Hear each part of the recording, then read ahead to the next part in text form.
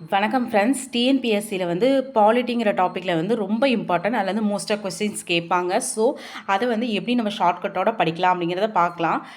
10th குடிமையில் அழகு 1 வந்து இந்திய அரசியலமைப்பு அப்படிங்கிற டாபிக் வரும். இதில் வந்து ரொம்ப இம்பார்ட்டன்ட் பாயிண்ட்ஸ் நிறைய வேலிட் அந்த கொஷின் கேட்குற மாதிரி பாயிண்ட்ஸ் நிறைய இருக்கும். அதை எப்படி ஈஸியாக ஷார்ட்கட்டால் ஞாபகம் வச்சுக்கலாம், எப்படி அங்கே போனோடனே எப்படி மறக்காமல் ஆன்சர் பண்ணுறது அப்படிங்கிறது முதற்கொண்டு நான் சொல்லிக் கொடுக்குறேன். இந்த யூனிட்லேருந்து ஏற்கனவே ப்ரீவியஸ் இயரில் கேட்டிருக்க கொஸ்டின்ஸ் எல்லாமே வந்து சொல்லித்தரேன். ஓகேங்களா? வீடியோவை வந்து ஸ்கிப் பண்ணாமல் பாருங்கள், அப்போ தான் வந்து புரியும். ஓகேங்களா? இதில் இல்லாத சில பாயிண்ட்ஸும் இதுக்கு ரிலேட்டடான வேறு யூனிட்டில் இருக்க பாயிண்ட்ஸும் சேர்த்து சொல்வேன். ஓகேங்களா? ஞாபகம் வச்சுக்கோங்க. ஓகேங்களா? ஃபஸ்ட்டு இந்திய அரசியலமைப்பு. ஓகேங்களா? இந்திய அரசியலமைப்பை பற்றி பார்க்க போகிறோம். ஃபஸ்ட்டு பாயிண்ட் என்னென்னா, இந்த இதில் ஃபஸ்ட்டு பாயிண்ட் என்னென்னு பார்த்தீங்கன்னா, இந்திய அரசியலமைப்பு அப்படிங்கிற கொள்கை வந்து ஃபஸ்ட்டு யூஎஸ்ஏல தான் வந்திருக்கும்னு சொல்லியிருக்காங்க. இது ஒரு நாட்டோட முன்னேற்றத்திற்கான அச்சாணின்னு சொல்கிறாங்க. இந்திய அரசியலமைப்பு அப்படிங்கிற கொள்கை வந்து யூஎஸ்ஏல வந்திருக்கும். இது ஒரு நாட்டின் முன்னேற்றத்திற்கான அச்சாணின்னு ஃபஸ்ட்டு பாயிண்டில் சொல்லியிருக்காங்க. ஓகேங்களா? அடுத்தது வந்து அரசியலமைப்பு அவசியம். இதில் இம்பார்ட்டன்ட் பாயிண்ட்ஸ் எதுவும் இல்லை. அடுத்தது பாருங்கள், இந்திய அரசியலமைப்பு உருவாக்கம். ஆக்சுவலி வந்து அரசியலமைப்பை யார் உருவாக்கியிருப்பாங்க அப்படின்னு பார்த்தீங்கன்னா, அரசியல் நிர்ணய சபை தான் உருவாக்கியிருப்பாங்க. ஓகேங்களா? அந்த அரசியல் நிர்ணய சபை வேணும்னு நிறைய வந்து இந்தியாவிலேருந்து கோரிக்கைகள் நிறைய வச்சாங்க. ஆனால் வந்துட்டு எப்போ அது நிறைவேறுச்சுன்னா 1946ஆம் ஆண்டு அமைச்சரவை தூதுக்குழு அப்படின்னு வந்திருக்கும். அது ஒரு 3 மெம்பர் கமிட்டி. அந்த 3 மெம்பர் கமிட்டியில் யார் இருந்திருப்பாங்கன்னா, அலெக்சாண்டர் இருந்திருப்பார், அப்புறம் கிரிப்ஸ் இருப்பார், பெத்திக் லாரன்ஸ். இவங்க 3 பேரை நோட் பண்ணி வச்சுக்கோங்க, இதில் இருக்காது. இந்த 3 பேர் வந்து குழுவில் இருப்பாங்க. அவங்க தான் வந்து ஒரு அரசியல் நிர்ணய சபையை அமைக்கலாம். அவங்க வந்து இந்தியாவுக்கான அரசியலமைப்பை உருவாக்குவாங்க அப்படிங்கிற மாதிரி சொல்லியிருப்பாங்க. ஓகேங்களா? இந்த அரசியலமைப்பு நிர்ணய சபை அப்படிங்கிறது ஒரு பாராளுமன்ற மாதிரி செயலாற்றி இருக்கும். ஓகேங்களா? இந்த அரசியலமைப்பு நிர்ணய சபையில் வந்து யாரெல்லாம் மெம்பராக இருந்தாங்க, எத்தனை பேர் மெம்பராக இருந்தாங்க அப்படிங்கிறத இப்போ பார்க்கலாம். ஃபஸ்ட்டு இந்த டோட்டல் உறுப்பினர்கள் எவ்வளோ பேர் பார்த்தீங்கன்னா 389 பேர். 389. ஓகேங்களா? மொத்த உறுப்பினர்கள் 389 பேருன்னு சொல்லியிருக்காங்க. இதில் வந்து மாகாண பிரதிநிதிகள் வந்து 292 பேர் இருக்காங்க. அதாவது மாகாணம்னா இப்போலாம் மாவட்டம் சொல்கிறோம், அப்போ மாகாணம் தான். அந்த மாகாண பிரதிநிதிகள் வந்து 292 பேர் இருந்திருப்பாங்க. அடுத்தது சுதேச அரசுகள். ஓகேங்களா? சுதேச அரசுகள்னால் இப்போது இந்த ஆற்காடு நவாப்பு, அதுக்கப்புறம் திருவிதாங்கூர் சமஸ்தானம், இந்த மாதிரி இருக்கவங்களாம் அப்போலாம் வந்து அவங்க வந்து பிரிட்டிஷ்கார கீழே கிடையாது, அவங்களாம் தனித்தனியாக இருந்தாங்க. அந்த மாதிரி இருக்க ஒரு 93 பேர். ஓகேங்களா?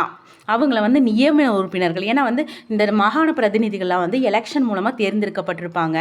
அந்த சுதேச அரசில் வந்து இப்போது வந்துட்டு ஒரு அரசர் இருக்காருன்னா அவர் வந்து போக முடியாது இல்லையா? அவர் சார்பாக வந்து ஒருத்தர் நியமனம் பண்ணி அனுப்பியிருப்பார். அப்புறம் வந்துட்டு மாகாண முதன்மை ஆணையர்கள் அப்படின்னு சொல்லிட்டு 3 வந்து வருவாங்க. அவங்க யாருன்னு பார்த்தீங்கன்னா, ஆஜ்மீர்லேருந்து ஒருத்தவங்க வருவாங்க. ஆஜ்மீர்லேருந்து ஒருத்தவங்க வருவாங்க. அடுத்தது கூர்க்லேருந்து வருவாங்க. ஓகேங்களா? கூர்க். அடுத்தது இன்னொரு டெல்லின்னு நினைக்கிறேன். ஐ திங்க் டெல்லி, அது டவுட்டு தான். ஓகேங்களா? ஆஜ்மீர், கூர்க்கு, டெல்லி, இந்த 3 பேர்லேருந்து முதன்மை ஆணையர்கள் 3 பேர் வந்திருப்பாங்க. அண்டு தென் பலுச்சிஸ்தான்லேருந்து ஒருத்தவங்க வந்திருப்பாங்க. ஓகேங்களா? பலுச்சிஸ்தான்லேருந்து ஒருத்தர். டோட்டலாக 389 பேர் இருக்காங்க. பாருங்கள், ஃபஸ்ட்டு வந்து 292 பேர் மாகாண பிரதிநிதிகள், 93 சுதேச அரசோட நியமன உறுப்பினர்கள், 3 முதன்மை மாகாண ஆணையர்கள், அடுத்தது பலுச்சிஸ்தான்லேருந்து ஒருத்தர். டோட்டலாக 389 பேர் வந்திருக்காங்க. ஓகேங்களா? இவங்க தான் இந்த வந்து அரசியல் நிர்ணய சபையோட உறுப்பினர்கள். ஓகேங்களா? சரி, ஓகேப்பா, மெம்பர்லாம் வந்துட்டாங்க. இப்போ எப்படிப்பா மீட்டிங் போடுறது அப்படின்றது தெரியும்ல. இப்போ பாருங்கள், அரசியல் நிர்ணய சபையோட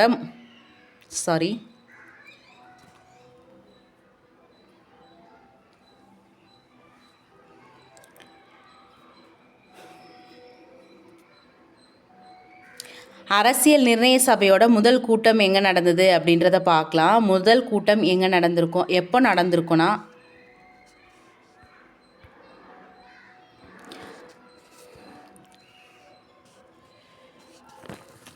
1946 டிசம்பர் 9. ஓகேங்களா, 1946 டிசம்பர் 9 இந்த டேட்லாம் ரொம்ப ரொம்ப இம்பார்ட்டண்ட். ஓகேங்களா, அந்த டைமில் தான் மீட்டிங் நடந்திருக்கும்.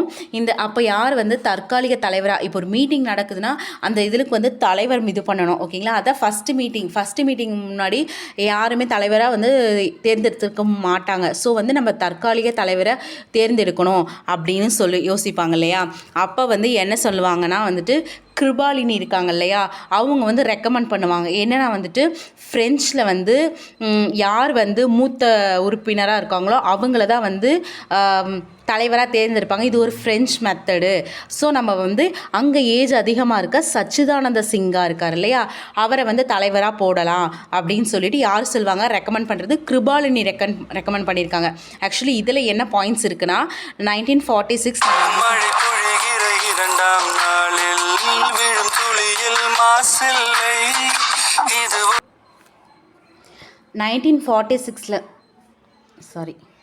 1946 தான் இந்த மீட்டிங் நடந்திருக்கும். டிசம்பர் 9 தற்காலிக தலைவராக சச்சிதானந்த தேர்ந்தெடுக்கப்பட்டிருக்காங்க. இதில் எக்ஸ்ட்ரா பாயிண்ட்ஸ் என்ன ரெக்கமெண்ட் பண்ணது கிருபாலினி ரெக்கமெண்ட் பண்ணியிருக்காங்க. அது என்ன மெத்தடு, ஃப்ரெஞ்ச் மெத்தடு. ஓகேங்களா, அதில் தான் பண்ணியிருக்காங்க. ஓகேவா, அடுத்தது இவர் வந்து என்ன பண்ணியிருக்காரு, அரசியலமைப்பு கூட்டம் நடந்து அந்த உருவாக்குறதுக்கான கூட்டத்தொடர் நடந்துட்டுருக்கும்ல, அன்றைக்கே வந்து அவருக்கு இறந்துட்டார். ஸோ வந்து அதுக்கப்புறம் எலெக்ஷன் வச்சு யாரை தேர்ந்தெடுத்திருக்காங்க அப்படின்னு பார்த்தோம்னா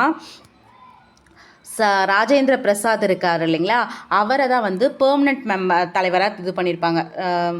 ஓகேங்களா, அரசியலமைப்பு நிர்ணய சபையின் தலைவராக வந்து தேர்ந்தெடுக்கப்பட்டிருப்பாங்க. இதில் ஹெச்எஸ்சி முகர்ஜியும் விடி கிருஷ்ணமாச்சாரி. ஓகேங்களா, முகர்ஜி கிருஷ்ணமாச்சாரி 2 பேர் வந்து துணைத் தலைவர் வந்து ராஜேந்திர பிரசாந்த், துணைத் தலைவர்கள் வந்து முகர்ஜியும் கிருஷ்ணமாச்சாரியும்.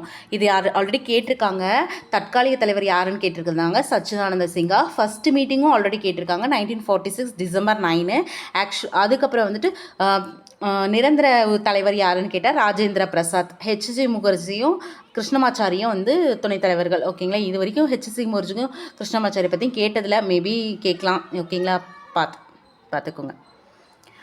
அடுத்தது வந்து இது வந்து எவ்வளோ நாள் இந்த மீட்டிங் நடந்திருக்கும் அப்படின்னு பார்த்தீங்கன்னா மொத்தம் 11 அமர்வுகள் நடந்திருக்கும். ஓகேங்களா, 166 நாட்கள் நடந்திருக்கும். இதில் பார்த்தோம்னா 11 அமர்வுகளாகவும் 166 நாட்கள் நடந்திருக்கும். மொத்தம் 2473 அமெண்ட்மெண்ட்ஸ் பண்ணியிருப்பாங்க, திருத்தங்கள். இப்போ வந்து ஒரு சட்டம் படிக்கிறாங்கன்னா அதை படிச்சுட்டு அப்படியே பண்ணிட மாட்டாங்க. இப்போ படிப்பாங்க, அதாவது எழுதுவாங்க, அதை வந்து எல்லாரும் படிப்பாங்க, இதெல்லாம் ஓகேவான்னு ஓட் பண்ணுவாங்க. அந்த ஓட்டிங் நடக்கிறது இது மாதிரிலாம் நடந்தது தான் 11 அமர்வும் 166. அந்த மாதிரி சரியா இல்லைன்னு திருத்துறாங்களே, அமெண்ட்மெண்ட் பண்ணுறாங்களே, இப்போ கூட சட்டம்லாம் அமெண்ட்மெண்ட் பண்ணுறாங்க. அது மாதிரி 2473. ஓகே, 2473. இப்படின்னா 24 மணி நேரமும் 73 ஆர்டிக்களையும் அமெண்ட்மெண்ட் பண்ணுறதே தான் வேலை. எல்லாம் 24/7 இது பண்ணிகிட்டே இருப்பாங்க. 24/7 வந்து திருத்தம் பண்ணிகிட்டே இருப்பாங்க. ஓகேங்களா, இந்த 3 வந்து எக்ஸ்ட்ரா ஞாபகம் வச்சுக்கோங்க. ஓகேங்களா,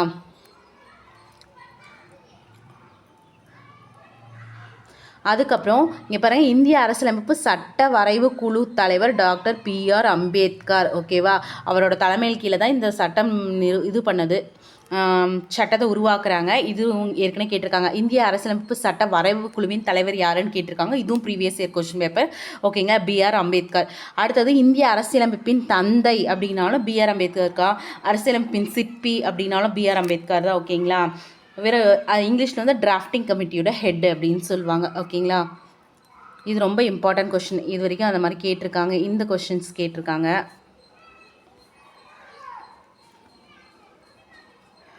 அதுக்கப்புறமா சரி ஓகே, இவ்வளோ அமெண்ட்மெண்ட்ஸ் அந்த 11 இதெல்லாம் முடிச்சுட்டு எல்லாமே பண்ணிட்டாங்க. கடைசியாக எல்லோரும் முன்னாடியும் பொதுமக்கள் பத்திரிகை எல்லாத்துக்கும் முன்னாடியும் சப்மிட் பண்ணிட்டாங்க. கடைசியாக எவ்வளோ வந்து பண்ணியிருக்காங்கன்னா 8 ஷெடியூல்ஸு. ஃபஸ்ட்டு எப்பயுமே ஷெடியூல்ஸ் அட்டவணை தான். ஓகேங்களா, ஷெடியூல்ஸ் வந்து அட்டவணைன்னு சொல்லுவோம்.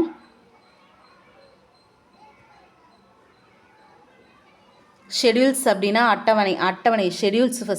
ஷெடியூல்ஸ் வந்து எவ்வளோனா 8 ஷெடியூல்ஸ் தான் இருந்தது. ஃபஸ்ட்டு இனிஷியலாக அவ்வளோதான் இருந்தது. அடுத்தது பகுதின்னு சொல்லுவாங்க. பகுதி எவ்வளோனா 22 பகுதிகள் இருந்தது. அதே வந்து ஆர்டிகல்ஸ் விதிகள் எத்தனை இருந்ததுன்னா 395 விதிகள் இருந்தது. 8 ஷெடியூல்ஸு, 22 பார்ட்ஸு, 395 ஆர்டிகல்ஸ் இருந்தது. 8 ஷெடியூலும், 8 அட்டவணை, 22 பகுதிகள், 395 விதிகள் இருந்தது. இப்போ வந்து எவ்வளோ இருக்குன்னா டோட்டலாக 12 அட்டவணைகள், 25 பகுதிகள், அதுக்கப்புறம் 448. ஆக்சுவலி வந்து இப்போ கரண்ட் டேட்டாக மாறி இருக்கும், நீங்கள் என்னன்றதை பார்த்துக்கோங்க. ஓகேங்களா? இவ்வளோ வந்து ஆர்டிகல்ஸ் இருக்குது. ஆனால் வந்து அந்த பகுதி அப்படின்னு இருக்குது இல்லைங்களா, இந்த ஷெடியூல் வந்து 12 வரைக்கும் போயிட்டே இருக்கும். ஆனால் இந்த பகுதிங்கிறது 22, அதுதான் மேக்ஸிமம் நம்பர். இதுலேயே வந்து 9A அந்த மாதிரி ஏபி அப்படின்ற மாதிரி பிரிச்சுருப்பாங்க. ஆக்சுவலி மொத்தம் 22 தான் இருக்கும். ஓகேங்களா? 22 தான் நம்பரு, மொத்த பார்ட் வந்து 25. ஓகேங்களா? பாருங்கள், இந்த கொஷின் இப்போ கேட்டிருக்காங்க. இப்போ குரூப் 2 எழுதுனவங்களுக்கும் தெரியும் இந்த கொஷின். பிரேம் பெஹாரி நரேன் இருக்காங்களே, நரேன் ரைடஜா, இவங்க தான் வந்துட்டு இந்திய அரசியலமைப்பு சட்டம் இத்தாலிய பாணியில் எழுதியிருக்காரு. அதாவது நம்ம இட்டாலியன் இப்படி சரிவாக எழுதணும்ல, இட்டாலியன், அதில் வந்துட்டு பிரேம் பிஹாரி நரேன் ரைடஜா அந்த அரசியலமைப்பை ரைட் பண்ணது ரைடஜா. இதான் ஷார்ட்கட்டு. அரசியலமைப்பை ரைட் பண்ணது ரைடஜா, இட்டாலிய பாணியில் எழுதியிருக்காரு அப்படின்னு சொல்கிறாங்க. ஓகேங்களா? அடுத்தது அரசியலமைப்போட சட்டத்தோட சிறப்பு கூறுகள், இது வந்து கேட்டிருக்காங்க. அதாவது வந்துட்டு இன்னொரு இம்பார்ட்டன்ட் விஷயம் சொல்ல மறந்துட்டேன். ஓகேங்களா? இந்தியன் கான்ஸ்டியூஷன் எழுதி முடிக்க நான் சொன்னேன் 11 அமர்வுகளாக 166 மீட்டிங்ஸ் நடந்ததுன்னு சொன்னேன் இல்லைங்களா. இது எவ்வளோ நாளில் அரசியலமைப்பை எழுதி இது பண்ணி முடிச்சிருப்பாங்கன்னா 2 years 11 months 18 days. ஓகேங்களா? இவ்வளோ நாளாக இருக்குங்க இந்த அரசியலமைப்பை எழுதி முடிக்க. ஓகேங்களா? 2 year 11 month 18 days. ஓகேங்களா? இவ்வளோ நாள் ஆகும் இந்த அரசியலமைப்பை எழுதி முடிக்க. இது வந்து கேட்டிருக்காங்க ப்ரீவியஸ் இயரில், அதனால் ஞாபகம் வச்சு சொல்கிறேன். ஓகேங்களா? இந்திய அரசியலமைப்பு சட்டத்தோட சிறப்பு கூறுகள், இது வந்து எப்படின்னா இதில் பொருந்தாத ஒன்றை அப்படி கேட்பாங்களா, அது மாதிரி இந்த கொஸ்டினை கேட்டிருக்காங்க. ஓகேங்களா? இது ரொம்ப இம்பார்ட்டன்ட். உலகில் உள்ள எழுதப்பட்ட, அதாவது வந்து அரசியலமைப்பை சில நாடுகள் எழுதி வச்சுருப்பாங்க, சில நாடுகள் எழுதாமல் வச்சுருப்பாங்க. ஆனால் நம்ம எழுதப்பட்டது. ஓகேங்களா? அந்த மாதிரி எழுதியிருக்கிறதுலே ரொம்ப பெருசு இந்தியாவோட அரசியலமைப்பு தான். ஓகேங்களா? இந்தியாவும் பெருசு, ஸோ இந்தியாவோட அரசியலமைப்பும் பெருசு அப்படிங்கிறத ஞாபகம் வச்சுக்கோங்க.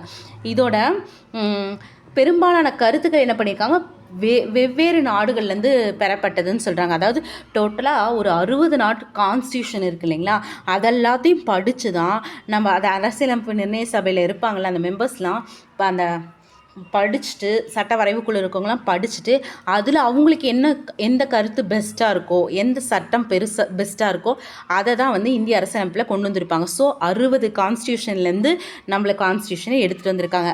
அதாவது அப்புறம் வந்துட்டு இது நெகிழாத்தன்மை மற்றும் நெகிழும் தன்மை. அதாவது வந்து சிலது வந்து ஈஸியாக பண்ண முடியும், சிலது வந்து ஈஸியாக பண்ண முடியாது. ஒரு நாட்டில் வந்து இல்லை எதையுமே ஈஸியாக திருத்த முடியாது, ரொம்ப காம்ப்ளிகேட் பண்ணி தான் ஒரு சட்டத்தை திருத்த முடியும்ன்ற சில நாட்டில் இருக்கும். ஆனால் சில நாட்டில் இல்லை ஈஸியாக திருத்திக்கலாம் அப்படின்னு இருக்கும். ஆனால் இந்தியாவில் அப்படி கிடையாது. சில விதிகளை வந்து ஈஸியாக திருத்திக்கலாம், அதாவது பெரும்பான்மையின சாதாரண பெரும்பான்மையை திருத்திக்கலாம். ஆனால் சில விஷயங்களை அறுதி பெரும்பான்மையும் வேணும், ப்ளஸ் வந்து மாநிலத்தோட அவங்களோட ஒத்துழைப்பு வேணும் மாற்றுறதுக்கு. அந்த மாதிரி சிலது வந்து நெகிழும் தன்மையாகவும் சிலது நெகிழாத்தன்மையாகவும் இருக்கும். 2 தன்மையுமே இந்தியாவோட அரசியலமைப்பில் இருக்குதுன்னு சொல்கிறாங்க. அடுத்த பாயிண்ட் வந்து கூட்டாட்சி முறை அரசாங்கத்தை சொல்லுது அப்படின்னு சொல்கிறாங்க. கூட்டாட்சி முறைனா நடுவண் அரசும் இருக்கும், அடுத்தது மாநில அரசும் இருக்கும். ஓகேங்களா? இது ரெண்டும் சேர்ந்து வந்து ஒரு கூட்டாட்சி இது பண்ணுது அப்படின்றாங்க. அப்புறம் சமய சார்பற்ற நாடாக்குகிறது அப்படின்னா என்னென்னா, ஒரு நாடு வந்து இப்போ பாகிஸ்தானா அங்கே முஸ்லீம்ஸ் தான். ஓகேங்களா? அது வந்து அந்த முஸ்லீம்ஸ்க்கு தான் அவங்க, அது ஒரு முஸ்லீம் நாடு, அது சமய நாடு. ஓகேங்களா? ஆனால் இந்தியா அப்படி கிடையாது, சமய சார்பற்ற நாடு. இங்கே வந்து யார் வேணால் இருக்கலாம், ஹிந்து இருக்கலாம், முஸ்லீம் இருக்கலாம், கிறிஸ்டியன் இருக்கலாம், சீக் இருக்கலாம், ஜெயின் இருக்கலாம், எல்லாருமே இருக்கலாம். அதனால சமய சார்பற்ற நாடு. இவங்க தான் இந்த மதம் தான் பெருசு, இந்த மதம் தான் சின்னதுன்னு அவங்க யாரையுமே டிரைவ் பண்ண மாட்டாங்க. அது வந்து இந்திய அரசு வந்து சமயத்தை வந்து போற்றாது. ஓகேங்களா? எல்லா நாட்டு மக்களுக்கும், எல்லா மத மக்களுக்கும் வந்து சமமான இதுவை தான் பின்பற்றுது. அதனால இந்தியாவை சமய சார்பற்ற நாடாக்குகிறது. ஓகேங்களா. அடுத்தது வந்து சுதந்திரமான நீதித்துறை, இதான் ரொம்ப இம்பார்ட்டண்ட். ஓகேங்களா. அப்புறம் ஒருங்கிணைந்த நீதித்துறைன்னு சில இடத்துல சொல்லுவாங்க, சுதந்திரமான ஒருங்கிணைந்த நீதித்துறை. ஓகேங்களா. சுதந்திரமான நீதித்துறைனா இந்த இடத்துல என்ன சொல்கிறாங்கன்னா, இப்போ வந்துட்டு ஒரு அரசாங்கம் இருக்குன்னா நீதித்துறைங்கிறது ஒரு தனி பார்ட். ஓகேங்களா. இப்போ இந்த நிர்வாகத்துறைன்னு இருக்கு இல்லைங்களா, நிர்வாகத்துறை அப்புறம் சட்டமன்றம் இதெல்லாம் இருக்கு, இதெல்லாம் போயிட்டு நீதித்துறையை வந்து எந்த அஃபெக்ட்டுமே பண்ணாது. இவங்க போடுற சட்டம் எதுக்குமே அதுக்கு இது நீதித்துறையை வந்து இவங்க வந்து கண்ட்ரோல் பண்ண முடியாது. இவங்க நிர்வாகத்துறையோ இல்லை சட்டமன்றமோ வந்து நீதித்துறையை எந்த விதத்துலையும் கட்டுப்படுத்தாது. ஓகேங்களா. அவங்க சுதந்திரமாக செயல்படலாம், அதை தான் சொல்கிறாங்க. அடுத்தது உலகளாவிய வயது வந்தோர் வாக்குரிமையை அறிமுகப்படுத்தியதோடு 18 வயது நிரம்பிய அனைவருக்கும் ஓட்டுரிமை அப்படிங்கிற மாதிரி சொல்கிறாங்க. ஓகேங்களா. எல்லாருக்குமே பாகுபாடின்றி ஓட்டுரிமையை வழங்குது அப்படிங்கிற மாதிரி சொல்லியிருக்காங்க. அப்புறம் வந்துட்டு இன்னொரு பாயிண்ட்டு, இந்தியன் கான்ஸ்டியூஷன் 60 நாட்டிலேருந்து எடுத்திருக்காங்களா, அப்புறம் அதுக்கு எவ்வளோ செலவாச்சுன்னா 64 லட்சம். அந்த காலத்துலேயே 64 லட்சம் ரூபாய் செலவு பண்ணி தான் இந்தியன் கான்ஸ்டியூஷனை எழுதியிருக்காங்க. ஓகேங்களா. அடுத்தது முகவுரைனா ப்ரீஆம்பிள் அப்படின்னு சொல்கிறாங்க. இந்த முகவுரைனா நம்ம ஃபஸ்ட்டு பார்க்கணும்ல, நம்ம இண்டெக்ஸ் பேஜ் மாதிரின்னு வச்சுக்கோங்களேன். புக்கு உள்ள என்ன கண்டென்ட் இருக்குது அப்படிங்கிறத வெளியவே இருந்து நம்ம பார்த்துக்கிறது. ஓகேங்களா. அதாவது இது என்ன சொல்கிறாங்க, அரசியலமைப்போட அறிமுகம் அல்லது முன்னுரை அப்படின்னு சொல்கிறாங்க. முகவுரையை அரசியலமைப்போட ஒரு அறிமுகம் அல்லது முன்னுரை அப்படின்னு சொல்கிறாங்க. இதில் வந்து அரசியலமைப்பில் என்ன அடிப்படை கொள்கை வச்சுருக்காங்க, என்ன நோக்கம் வச்சுருக்காங்க, என்ன லட்சியம் வச்சுருக்காங்க அப்படிங்கிறத சொல்கிறாங்க. இது அரசியலமைப்பின் திறவுகோல், இது ரொம்ப இம்பார்ட்டன்ட். அரசியலமைப்பின் திறவுகோல் அப்படின்னு சொல்லிட்டு இருக்காங்க. ஓகேங்களா. அடுத்தது 1947 ஜான்வரி 22 தான் இந்தியா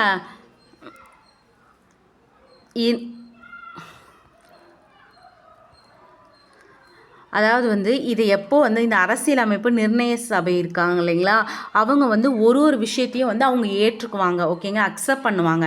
இந்த முகவுரையை எப்போ அக்செப்ட் பண்ணாங்கன்னா 1947 ஜான்வரி 22. ஓகேங்களா. 1947 ஜான்வரி 22 தான் வந்து ஏற்றுக்கொள்ளப்பட்டிருக்கு. ஓகேங்களா. இது எதுலேருந்து ஏற்றுக்குவாங்க, இந்த ப்ரீஆம்பிள் அப்படிங்கிறது யார் எழுதுனாங்க அப்படின்னு பார்த்தாங்கன்னா நேருவோட குறிக்கோள் தீர்மானம்னு ஒன்று இது பண்ணியிருப்பார். ஓகேங்களா. அப்போ தான் அக்செப்ட் பண்ணியிருப்பா, அதை தான் வந்து முகவரியாக வச்சுருப்பாங்க. 1947 ஜான்வரி 22 அரசியல் நிர்ணய சபையால் ஏற்றுக்கொள்ளப்பட்ட ஜவஹர்லால் நேருவின் குறிக்கோள் தீர்மானத்தின் அடிப்படையில் இந்திய அரசியலமைப்பின் முகவரை அமைந்துள்ளது. அதை குறிக்கோள் தீர்மானம்னு ஒன்று ஜவஹர்லால் நேரு எழுதியிருப்பார். அதோட அடிப்படையில் தான் இந்த அரசியலமைப்பு முகவுரை வந்து இருக்குது அப்படின்னு சொல்கிறாங்க.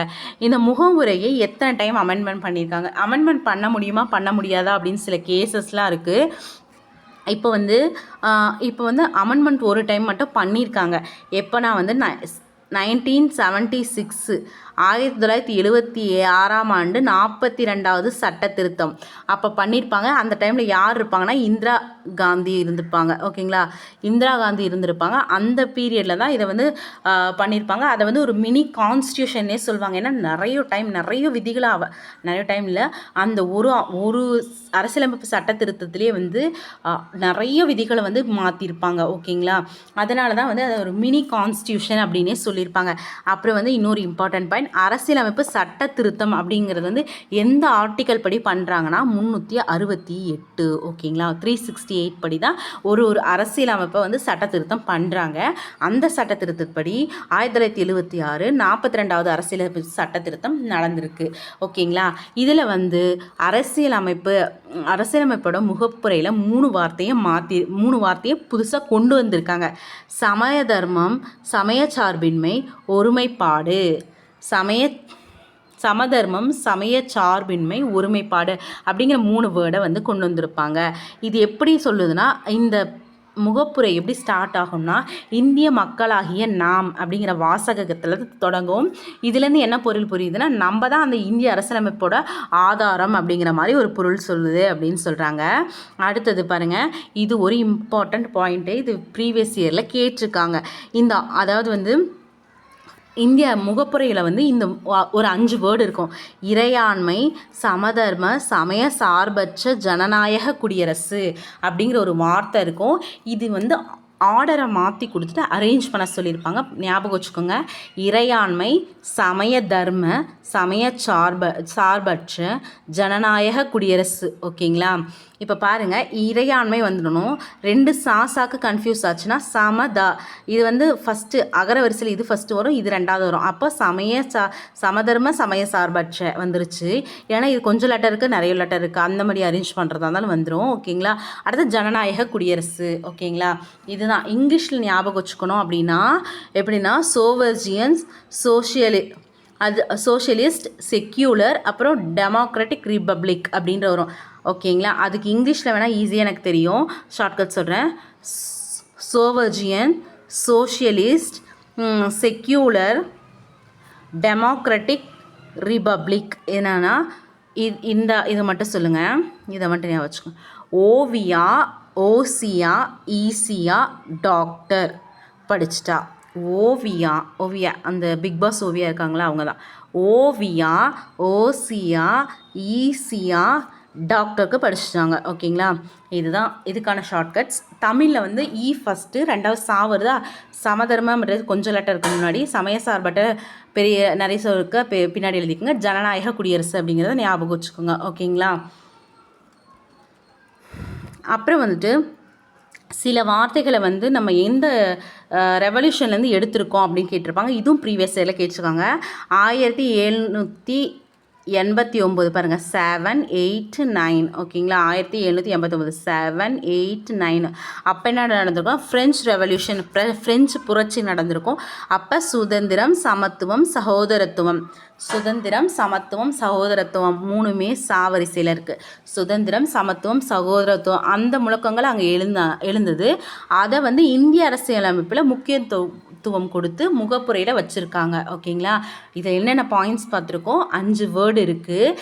ஒரு டைம் அமெண்ட்மெண்ட் பண்ணியிருக்காங்க 1976ல், 42nd அமெண்ட்மெண்ட்டாக பண்ணியிருக்காங்க.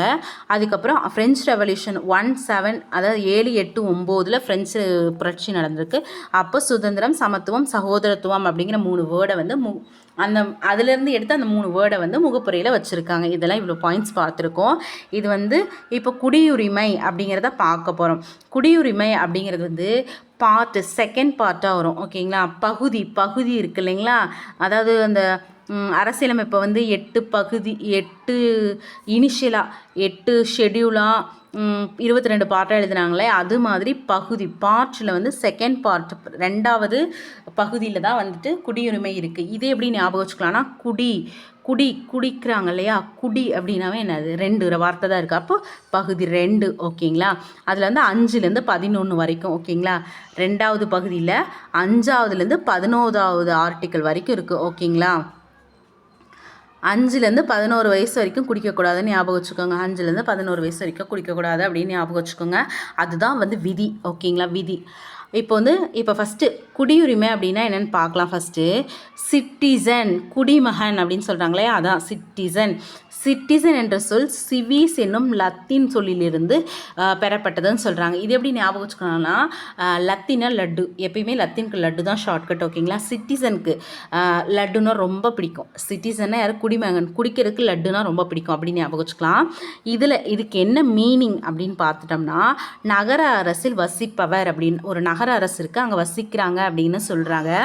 இந்தியா முழுவதும் ஒரே மாதிரியான ஒற்றை குடியுரிமை வழங்குகிறது. அதாவது வந்து அமெரிக்காவில் வந்து இப்போ நடுவண் அரசுன்னு இருக்கு இல்லைங்களா, அமெரிக்கானுக்குன்னு ஒரு குடியுரிமை இருக்கும். அதுக்குள்ளே கலிஃபோர்னியா, அந்த மாதிரி சில வாஷிங்டன் அப்படின்னு இருக்குன்னா மாநிலங்கள் இருக்கே, அந்த மாநிலங்களும் தனி குடியுரிமையை வழங்கும். அதெல்லாம் வந்து இரட்டை குடியுரிமைன்னு சொல்லுவாங்க. நமக்கு இந்தியாவுக்கு தனி குடியுரிமை, தமிழ்நாட்டுக்கு தனி குடியுரிமை, 2 குடியுரிமை கிடையாது.